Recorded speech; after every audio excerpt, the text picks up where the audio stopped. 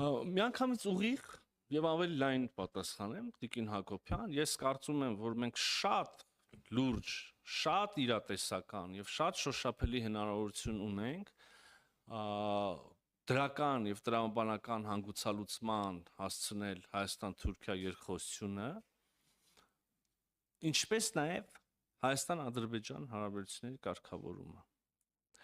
Որքան էլ որ ես քիչ առաջ ասացի, որ քանի դեռ այդ վերջնական կարգավորումը չկա, կա մշտապես էսկալացիայի վտանգ եւ իսկապես դա փաստ է։ Միևնույն ժամանակ ես ուզում եմ ասել, որ ես շատ իրատեսական եմ համարում մեր հարաբերությունների մոտալուտ կարգավորումը եւ Ադրբեջանի հետ եւ նաեւ երկխոսության ուրեմն եւ հարաբերությունների կարգավորումը նաեւ Թուրքիայի հետ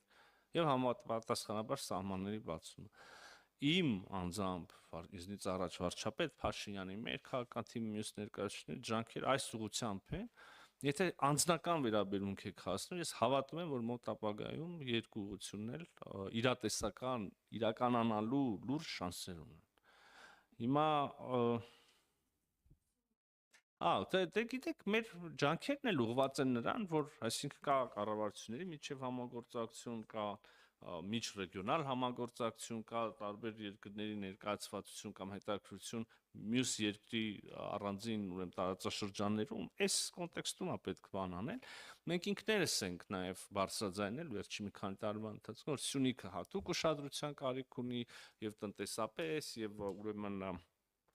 եւ սոցիալական տարբեր հարցերում եւ նաեւ գաղտնիք չի որոշակի անվտանգային ուրեմն թեմաներ էլ կան եւ մենք ենք նաեւ մեր միջազգային գործընկերների ուշադրությունը հրավիրել Սյունիքի վրա եւ տեսնում ենք, որ այս մեր առաջարկը ըմբռնում է գտնում միջազգային գործընկերների կողմից, ինչը շատ լավ է կարծում եմ։ Տիկին Հակոբյանի լրումն պարոն Միրզոյանի պատասխանի, քիչ առաջ Հայաստանի վարչապետը եւ Թուրքիայի նախագահը հեռախոսազրույցն ունեցել եւ կարծում սա եւս լավ ազդակ է այն լավատեսության, որը պարոն Միրզոյանը նոր ներկայացրեց։ Կարնիկ Դանիելյան։